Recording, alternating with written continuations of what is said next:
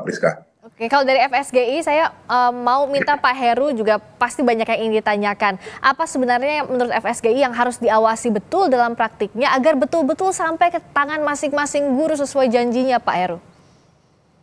Kalau begini Mbak Friska, kami dari Federasi Serikat Guru Indonesia pertama mengapresiasi, tetapi tidak menyampaikan mengenai apa yang harus diawasi agar sampai, tetapi ingin meluruskan kondisi yang mana bahwa satu kali gaji untuk ASN, kemudian 2 juta non ASN.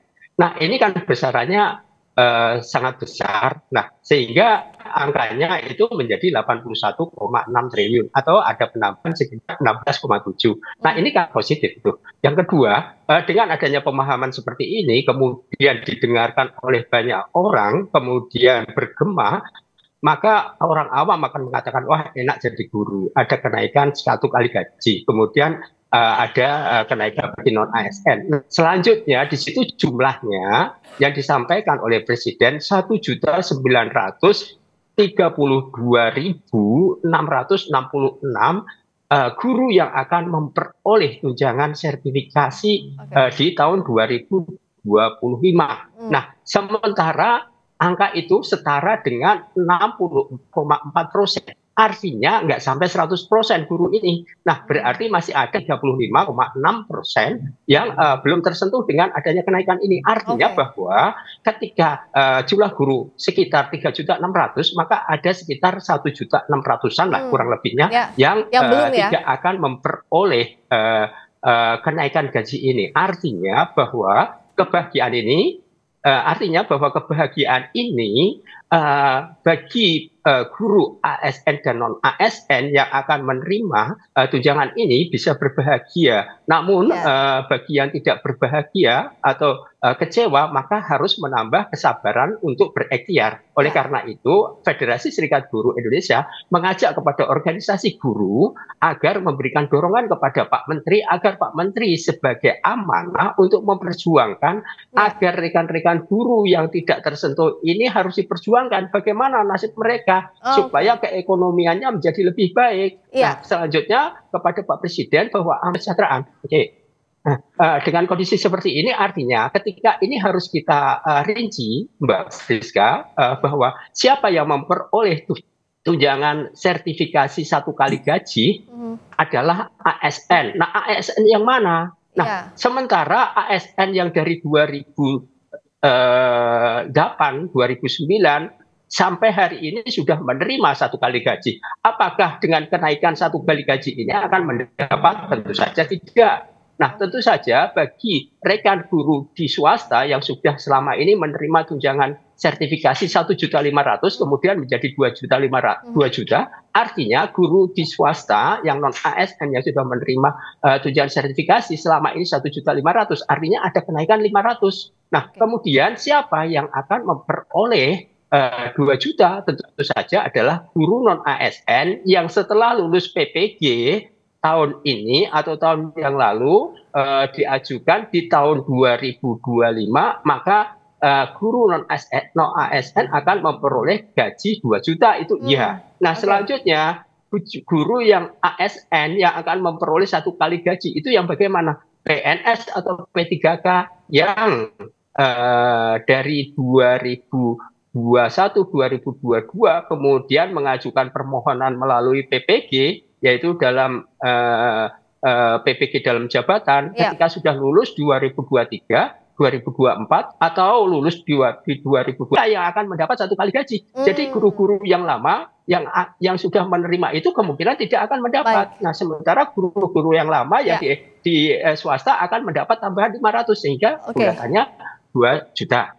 Seperti itu, Mbak, kalau kita lihat rinciannya. Nah, saya akan pertajam lagi rincian ini ke Pak Lalu. Jadi yang dapat 2025 dan yang belum dapat itu siapa? Tadi kan Pak Heru sudah menyampaikan bahwa masih banyak yang belum dapat, dan 1 juta lebih bahkan jumlahnya. Nah, ini bagaimana DPR memetakannya dan agar jangan sampai dilupakan juga dengan adanya kenaikan untuk sebagian ini? Baik, jadi memang betul seperti yang disampaikan oleh Pak Heru tadi bahwa guru kita hari ini ada 1,9 juta yang akan dibayarkan kenaikan tunjangannya, kan seperti itu. Ya. Nah, kemudian bagi yang ASN itu ditambah 1 kali gaji. Nah, terkait dengan juklak-juknis kenaikan tunjangan untuk guru-guru ini, kami di Komisi 10 belum menerima. Insya Allah hari Senin kami sudah mulai rapat dengan pihak Mendikdasmen. Nah, pada saat itulah nanti kami meminta untuk melihat formula. Kira-kira kenaikan ini diberikan kepada guru kita yang sudah lulus sertifikasi, kemudian ASN yang mana kategorinya seperti yang disampaikan oleh Pak Heru Purnomo tadi. Ya, kenapa Seperti itu, Mbak. Kenapa harus jelas? Karena yang ada di gambar saat ini yang sedang kita sama-sama menonton itu Pak Andik. Saya pernah berbincang beberapa waktu lalu. Ini source-nya, dananya ini berada dari BOS, dari pemerintah daerah. Hanya kurang dari 300.000 dibayarkannya pun dirapel. Nah, artinya kan harus dipastikan betul ya Pak. Lalu ini source-nya apakah dari APBN, dari mana yang biasanya mendapatkan dari BOS akan tersentuh juga nggak dari sini untuk yang honorer terutama Pak Lalu? Ya, jadi gini, pada saat kami rapat awal dengan Mendikdasmen, kebetulan saya sendiri yang mempertegas pada saat itu tentang kenaikan gaji yang kenaikan tunjangan sampai dengan 2 juta ini yang untuk non ASN. Nah, di situ disampaikan bahwa bagi yang belum sertifikasi, tadi jumlahnya kan sekitar ada 800-an.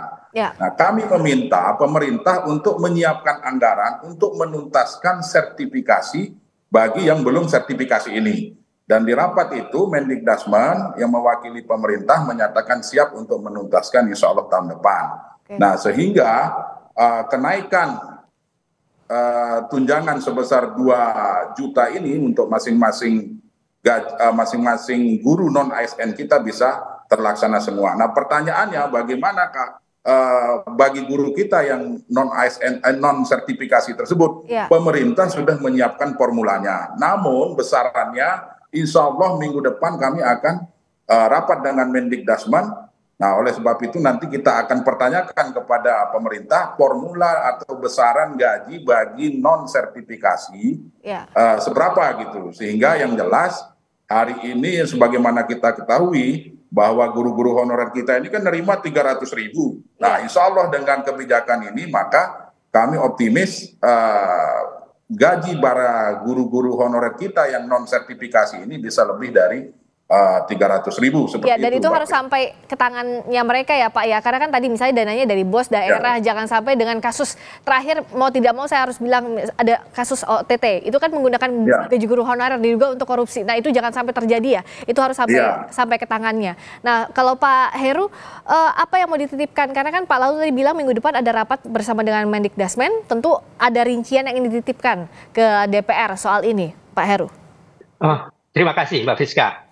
Apa yang disampaikan oleh Pak Lalu sebagai anggota Komisi 10 ini sangat menarik dan perlu kami apresiasi. Karena rekan-rekan kami di organisasi profesi guru mendorong akan hal-hal seperti itu. Karena rekan-rekan kami yang seperti tadi, rekan guru yang ada di sekolah, kemudian honor, saya merasakan, saya kepala sekolah SMP Negeri 27 dan 255 melihat ada guru kami yang honor murni, kami ambilkan gaji tersebut dari BOS. Nah, selanjutnya mereka itu belum mendapat sertifikasi karena belum ikut PPG. Nah, oleh karena itu ketika ini memperoleh apresiasi dari pemerintah Prabowo, ini sangat luar biasa. Artinya mereka perlu diperhatikan untuk peningkatan kesejahteraannya. Nah,